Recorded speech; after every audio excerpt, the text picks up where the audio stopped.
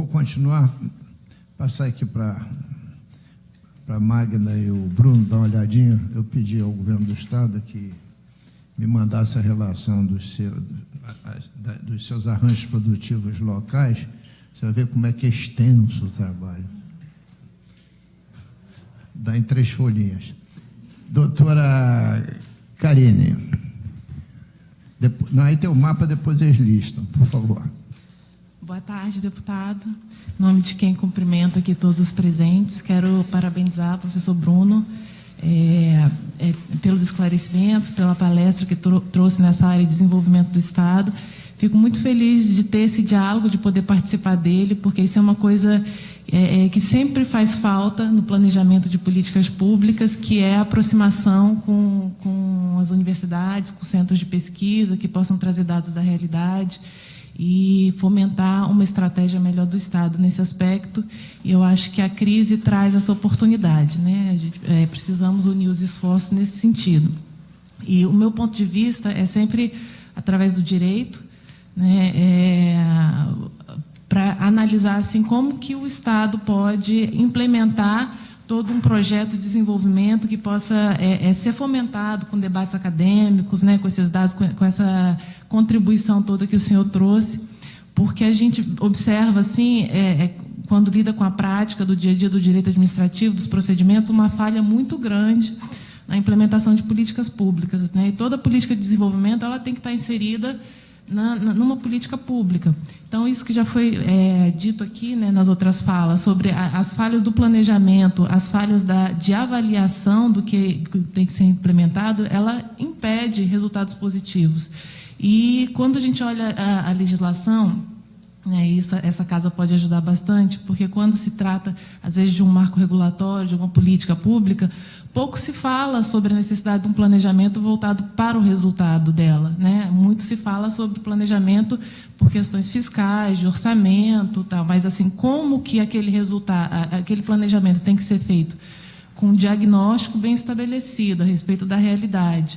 E como e quando ela vai ser avaliada, quais os indicadores que precisam ser avaliados, usados para aquela avaliação. Às vezes os instrumentos legais, os atos normativos, eles falham muito nesse aspecto, né? A boa notícia é que existe o projeto de lei que, por enquanto, está hibernando lá no Congresso, que é o projeto de lei 295, se eu não me engano, que ele vai revogar 4.320, né, que é uma lei que fala sobre orçamento. Minha querida 4.320 de 1964. Exatamente. E não foi feita pelo golpe, não, foi feita pelo Jango. Exatamente. É a lei que a gente usa ainda para planejar as nossas finanças, né? E o interessante é que o projeto de lei, acho que percebendo esse vácuo na legislação, essa lacuna, ele traz a obrigação do gestor público, do gestor de qualquer política pública, de fazer um planejamento, inclusive com dados vindos de centros de pesquisa, das universidades, e também de fazer uma avaliação, né? Então, eu queria colocar isso como uma deficiência que a gente tem de poder público, de Estado, porque tudo que for buscado em termos de desenvolvimento vai ter que ser inserido numa política pública e vai ter que demandar uma atuação do Estado. Então, o acompanhamento de perto desses procedimentos de planejamento e avaliação é muito importante, porque senão o planejamento se perde, né?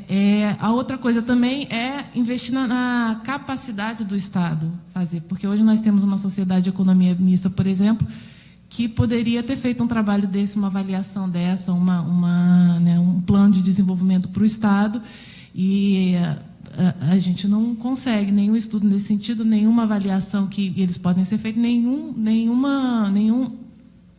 direcionamento para analisar onde que o Estado deve colocar a sua política de fomento, por exemplo, né? Porque o desenvolvimento, acredito eu, para ser realizado dessas formas, o Estado vai precisar fazer uma intervenção indireta através de uma política de fomento dos setores estratégicos. E hoje nós já temos uma política que está empatando 10 bilhões de reais do Estado, do orçamento, que não foi planejada e não foi avaliada. Então, o que eu quero saber, a minha pergunta, então, para o professor é o seguinte: como compatibilizar um plano estratégico de desenvolvimento a partir dessa visão, né, que foi levantada pelo senhor, com o que já está em andamento, né, e que não tem avaliação, também não teve um planejamento, não houve diálogo com a sociedade para verificar realmente essas escolhas, e que, de alguma forma, empata o nosso orçamento no valor alto. E outra coisa, qualquer revisão ou reavaliação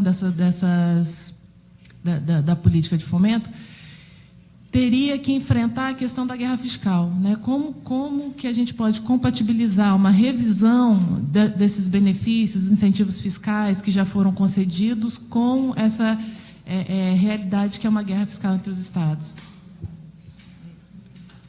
Bruno, pode responder. A palavra é tua.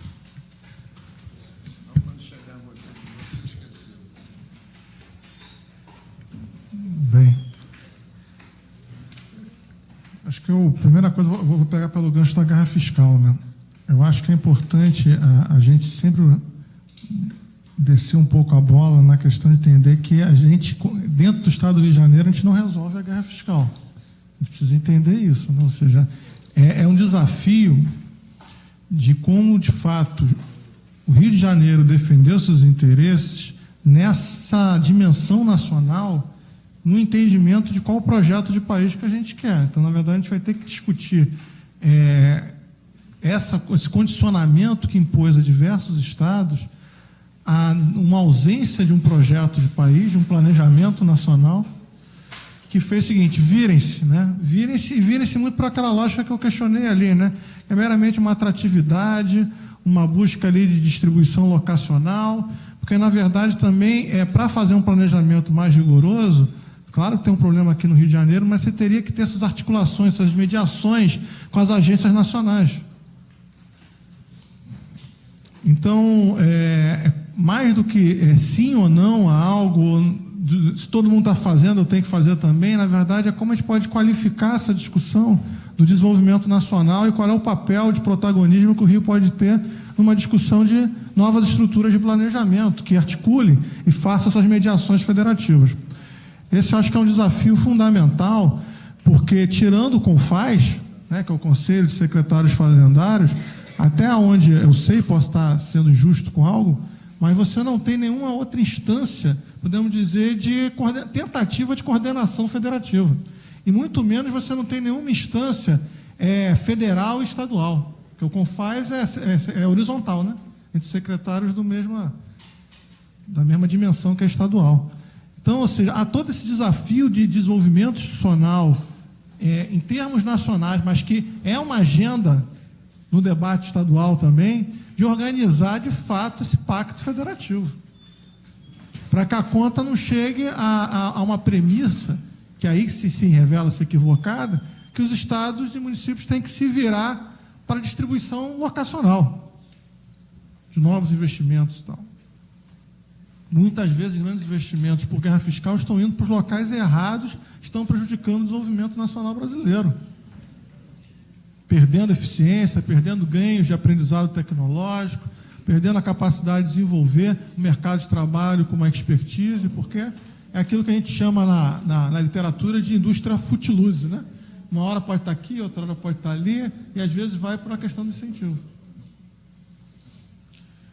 Bem, então esse acho que é um ponto, né, que acho que eu não tinha dado o devido destaque ali, porque, de fato, não é que é só falar assim, isso é uma questão nacional e a gente não tem que tratar, né? De fato, a gente tem que buscar esse entendimento de como é que é a possibilidade de uma casa como essa se articular melhor a bancada fluminense do Rio de Janeiro e ela também provocar essa discussão no Congresso Nacional.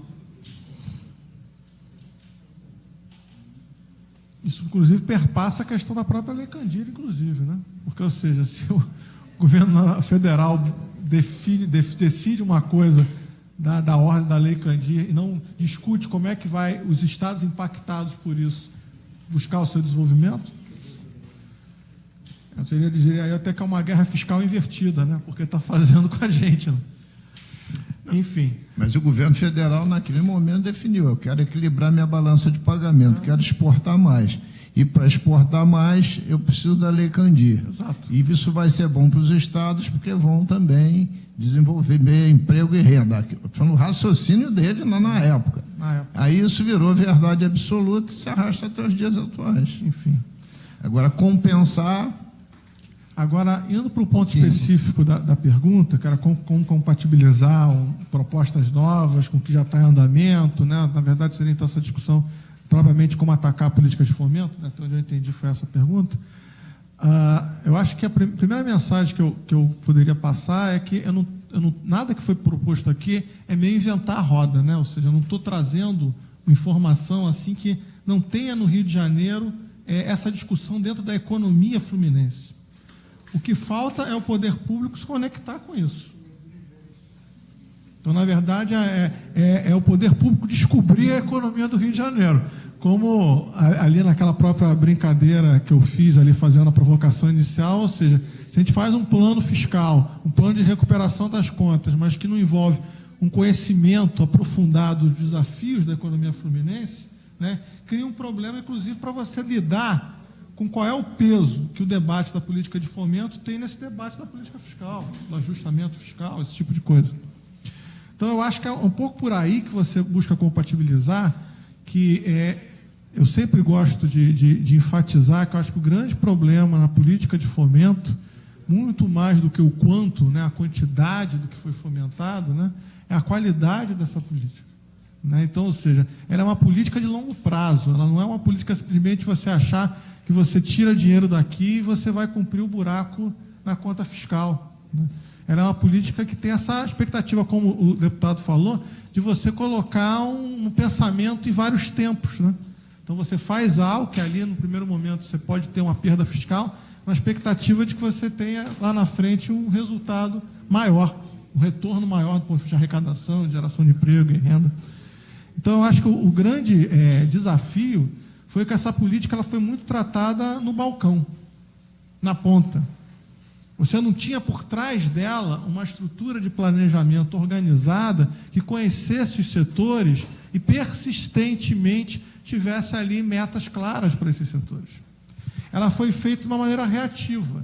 Vinha um cliente importante, vinha um conjunto de forças importantes e vamos buscar resolver, vamos fazer uma coisa ad hoc, vamos juntar uma lei aqui com outra aqui e tal, e junto e faz um pacote ali customizado para atender aquela demanda. É isso que a gente chama de balcão.